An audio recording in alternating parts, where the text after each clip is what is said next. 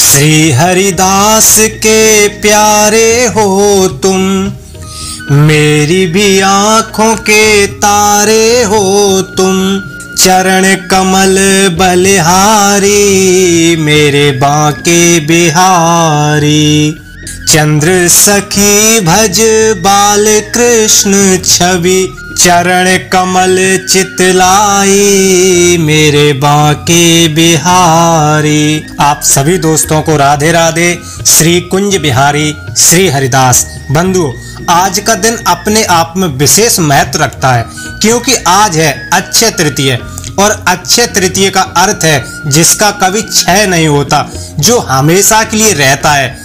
चाहे वो आपका दान हो, किसी के चरण स्पर्श करते समय मिला हुआ आशीर्वाद हो, आज के दिन किया गया आपका सत्कर्म हमेशा के लिए हो जाता है अक्षय, जिसका कभी क्षय नहीं होता, जिसका कभी नाश नहीं होता। जैसे आत्मा अमर है, उसी प्रकार आज के दिन किया गया आपका सत्कर्म अक्षय हो जाता है। या सीधे शब्दों में कहें तो इससे आपको हमेशा लाभ मिलेगा और मिलता ही रहेगा। आज के दिन को अक्षय तृतीया के रूप में मनाया जाता है, ताकि हमें इस तत्व को याद दिलाया जा सके कि इस दिन किए गए कार्य प्रकृति में 12 मासी हो जाते हैं। बंधु, देश के प्रमुख मंदिरों में से एक बांके बिहारी मंदिर, जो अपने आप में बहुत प्रसिद्ध मंदिर है। बांके बिहारी मंदिर भगवान श्री कृष्ण को समर्पित है। बंधु, वैसे तो साल भर ही भक्तों का मेला लगा रहता है, लेकिन कुछ विशेष त्योहारों एवं उत्सवों पर श्रद्धालुओं की अधिक भीड़ रहती है। जैसे विश्व प्रसिद्ध ब्रज की होली एवं बिहारी जी का प्रागट उत्सव, श्री कृष्ण जन्माष्टमी जैसे शरद पूर्णिमा पर ठाकुर जी बंसी धारण करते हैं, एवं अक्षय तृतीया और भी बांके बिहारी मंदिर में उत्सव त्योहार मनाए जाते हैं, जो देश में कहीं और आपको देखने को नहीं मिलेंगे। अगर बिहारी जी के चाहने वालों की बात करें तो उनके लिए हर रोज उत्सव है। भक्तों का सैलाब हर समय बना रहता है।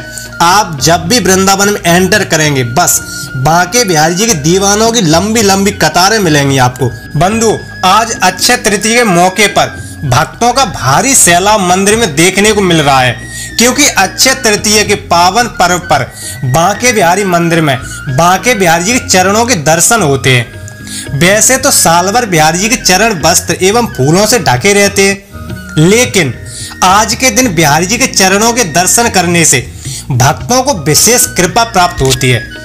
आपको इसकी महिमा भी बताएंगे, जो आपको जानना बहुत जरूरी है, क्योंकि बिना महिमा जाने दर्शन करने के बाद भी जो आपको आनंद मिलना चाहिए वो नहीं मिल पाएगा। बंधु, बांके बिहारी मंदिर में राधा और कृष्ण की मूर्ति बहुत ही अद्भुत है, आकर्षित है। यहाँ राधा और कृष्ण का सम्मिलित रूप है। कहने को राधा कृष्ण अलग अलग है नाम, लेकिन बांके बिहारी मंदिर में दोनों एक रूप में भक्तों को दर्शन दे रहे हैं। जानने वालों का कहना है कि स्वामी श्री हरिदास जी महाराज ने अपनी संगीत साधना एवं प्रेम की शक्ति से प्रकट किया था बिहारी जी को। बंधु, अक्षय तृतीया के दिन बिहारी जी के पूरे श्री अंग पर चंदन का लेप किया जाता है। लाडले बिहारी जी के लिए यह विशेष शुद्ध चंदन दक्षिण भारत से मंगवाया जाता है, और फिर कई महीनों पहले से इसको घिसना शुरू कर दिया जाता है। अक्षय तृतीया से ठीक एक दिन पहले चंदन में कपूर, केसर, गुलाब जल, यमुना जल और इत्रों को मिलाकर लेप तैयार कर लिया जाता है। फिर अक्षय तृतीया के दिन श्रृंगार से पहले बांके बिहारी जी के पूरे शरीर पर इसका लेपन लगाया जाता है, क्योंकि हमारे बिहारी जी का श्री अंग अधिक कोमल है।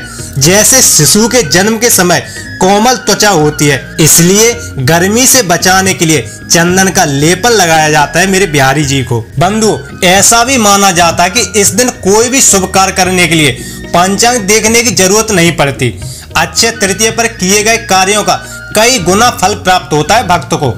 अक्षय तृतीया को जहाँ एक ओर शुभ मुहूर्त और शुभ खरीदारी से जोड़कर देखा जाता है, वहीं इस पर्व का एक तार वृंदावन से भी जुड़ा हुआ है। अक्षय तृतीया के दिन ही वृंदावन के श्री बांके बिहारी के चरणों के दर्शन होते हैं। माना जाता है कि श्री बांके बिहारी जी के चरणों के दर्शन से व्यक्ति के जीवन में धन धान्य की संपन्नता बनी रहती है। ऐसे में चलिए जानते हैं इस बार बांके बिहारी के सर्वांग दर्शनों के अनूठे स्वरूप के श्रृंगार के बारे में। सुबह में बांके बिहारी मोर मुकुट कटकाचनी में होते हैं, तो शाम को चंदन लेपन कर सर्वांग दर्शन देकर भक्तों के मन को मोह लेते हैं। अक्षय तृतीया के दिन होने वाले श्री बांके बिहारी के दर्शन इसलिए भी खास माने जाते हैं क्योंकि सिर्फ इसी दिन भक्तों को उनके चरणों के दर्शन होते हैं। परंपरा के अनुसार ठाकुर श्री बांके बिहारी जी साल में बस एक बार भक्तों को चरण दर्शन देते हैं। इस पर्व के अवसर पर श्री बांके बिहारी के चरणों में मंदिर के सेवायतों द्वारा 1.25 किलो चंदन का लड्डू चढ़ाया जाता है। सुबह और शाम अलग अलग सेवायत चंदन के लड्डू ठाकुर जी के चरणों में अर्पित करते हैं। मान्यता के अनुसार चंदन के लड्डू को सृष्टि का आकार देकर बिहारी जी के चरणों में समर्पित करते हैं। मान्यता है कि बिहारी जी स्वयं भगवान हैं और भगवान के चरणों में पूरी सृष्टि ब्रह्मांड है। बिहारी जी के चरणों में रखे चंदन के लड्डू का दर्शन करने मात्र से सारी सृष्टि के भक्तों को दर्शन करने का फल प्राप्त होता है। बिहारी जी को गर्मी से शीतलता प्रदान करने के लिए चंदन लेपन किया जाता है। इस बार भी अक्षय तृतीया के दिन यानी कि आज ठाकुर जी को 51 किलो चंदन अर्पित किया जाता है, जो चंदन के लड्डू व सर्वांग चंदन लेपन के रूप में होता है। अक्षय तृतीया पर ठाकुर श्री बांके बिहारी को पीले रंग की विशेष पोशाक धारण कराई जाती है। अक्षय तृतीया पर ठाकुर जी के दिव्य चरण व सर्वांग चंदन लेपन के दर्शन होते हैं, जो कि श्रद्धालुओं के लिए दुर्लभ दर्शन है। ठाकुर जी के पूरे शरीर पर चंदन लेपन एवं लांग बंदी धोती और सिर से लेकर चरणों तक स्वर्ण श्रृंगार होता है। सोने हीरे और जवाहरात से जड़े कटारे टिपारे, चरणों में चंदन का लड्डू, सुंदर बाजूबंद, हाथों में सुंदर कड़ा एवं कमर बंद की लटकन न्यारी, पैरों में सोने चांदी की पाजेब, तो एकदम सज धज कर बिहारी जी फूल बंगले में विराजमान होकर अपने भक्तों को दर्शन देते हैं, जो ठाकुर जी के दर्शन को दिव्य बनाते हैं। अक्षय तृतीया पर ठाकुर जी को विशेष सतुआ के लड्डू का भोग लगता है एवं सत्तू के लड्डू, केसरिया, खीर, खरबूजा, तरबूज, ककड़ी, शरबत, फल, काजू, बादाम, पिस्ता, केसर, काली मिर्च, गुलचंद व दूध मिश्रित एवं आदि विशेष ठंडाई का भोग अर्पित किया जाता है, ताकि हमारे बांके बिहारी जी को गर्मी से राहत मिल सके, उनको गर्मी न लगे। बंधु, बिहारी जी को पायल दान करने की बहुत फलदायी परंपरा है। मान्यताओं के अनुसार विवाह योग्य युवक युवतियां सच्चे हृदय से अगर इस दिन अपने आराध्य के चरणों में पायल दान करते या करती हैं तो उन्हें मनचाहा वर वधु मिलता है। इसी वजह से शायद बिहारी जी के चरणों में हर वर्ष लाखों की संख्या में भक्तों द्वारा बिहारी जी को पाजेब अर्पित की जाती है। इसी कारण से वर वधु का जीवन सुखमय गुजरता है। इसी प्रकार भक्त अपने घर में विराजमान लड्डू गोपाल जी को बड़े भाव से चंदन का लेपन करते हैं, चरणों में छोटा सा चंदन का लड्डू रखते हैं, सुंदर श्रृंगार करते हैं, पीले वस्त्र धारण कराते हैं, उनको पायल पहनाते हैं। लड्डू गोपाल जी को भक्त ठंडे ठंडे पदार्थों का भोग लगाकर पूरे दिन घर पर भजन कीर्तन करते हैं। चरण दर्शन से जुड़ी हुई छोटी सी आपको घटना बताता हूँ, सुनकर बड़ा अच्छा लगेगा। आखिर क्यों है चरण दर्शन विशेष? माना ऐसा भी जाता कि श्री बांके बिहारी के चरणों के दर्शन से व्यक्ति को 4 धाम की यात्रा करने का पुण्य प्राप्त होता है। आखिर क्यों ऐसा माना जाता है कि बद्रीनाथ धाम के दर्शन श्री बांके बिहारी के चरणों में होते हैं? और वो कौन सा चमत्कार है जिसने वृंदावन छोड़ रहे सभी संतों को ब्रज धाम में रुकने के लिए विवश कर दिया था? तो बंधु, यही मैं आपको बताने जा रहा हूँ, कहानी सुनेंगे, बहुत अच्छा लगेगा आपको। आज के ही दिन अक्षय तृतीया पर बद्रीनाथ धाम के पट खुलते हैं। हमारे देश से काफी श्रद्धालु चारों धाम यात्रा करने के लिए भी जाते हैं। तो देखा देखी में वृंदावन के संतों ने भी यही फैसला लिया कि चलो बद्रीनाथ धाम यात्रा पर चलते। ऐसे में एक बार वृंदावन में तपस्यारत संतों की इच्छा बद्रीनाथ दर्शन की हुई। तब ये बात स्वामी श्री हरिदास जी महाराज के कानों में पड़ी कि वृंदावन छोड़कर सभी संत बद्रीनाथ धाम जा रहे हैं। स्वामी श्री हरिदास जी महाराज ने सोचा, अगर अधिक संत जन वृंदावन से बाहर चले गए, न लौटे, तो यह ब्रजभूमि वीरान नजर आएगी। इसी समस्या का तोड़ निकालने के लिए स्वामी श्री हरिदास जी महाराज ने श्री बांके बिहारी जी से प्रार्थना की। तभी प्रार्थना स्वीकार करते हुए श्री बांके बिहारी जी प्रकट हुए। स्वामी जी ने समस्या बतलाई बिहारी जी को कि सभी संतजन 4 धाम यात्रा के उद्देश्य से बद्रीनाथ धाम जा रहे हैं। उसी समय बिहारी जी ने स्वामी श्री हरिदास जी महाराज से कहा कि आप सभी संतों को जाने से रोक लीजिए। हमारे भक्तों को जो भी चाहिए वो यहाँ सब हम उपलब्ध कराएंगे। हमारे भक्तों को कहीं दर बदर भटकने की आवश्यकता नहीं है।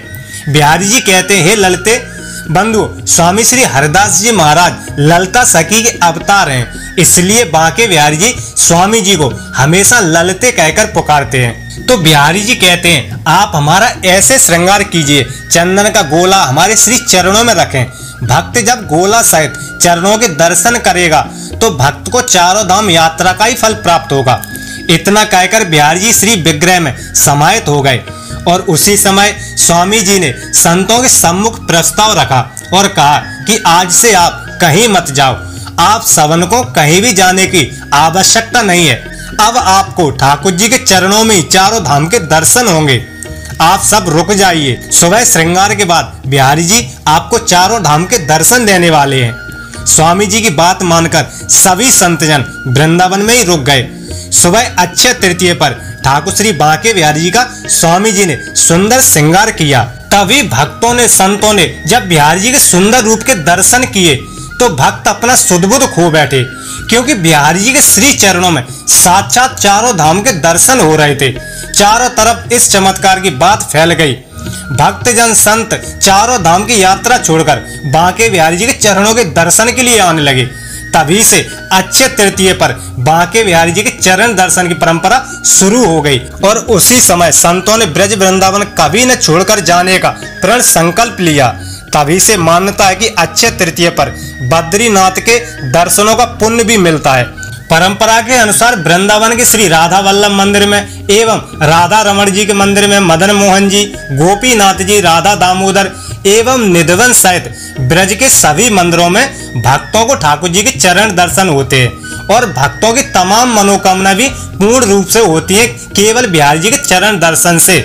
आज भी लाखों की तादाद में भक्त पहुंचे श्री धाम वृंदावन बांके बिहारी मंदिर। तो बंधुओं, वीडियो में बताई गई जानकारी आपको अगर पसंद आई हो, अच्छी लगी हो तो वीडियो को लाइक, चैनल को सब्सक्राइब और हो सके तो अपनों को शेयर जरूर करें। राधे राधे, धन्यवाद।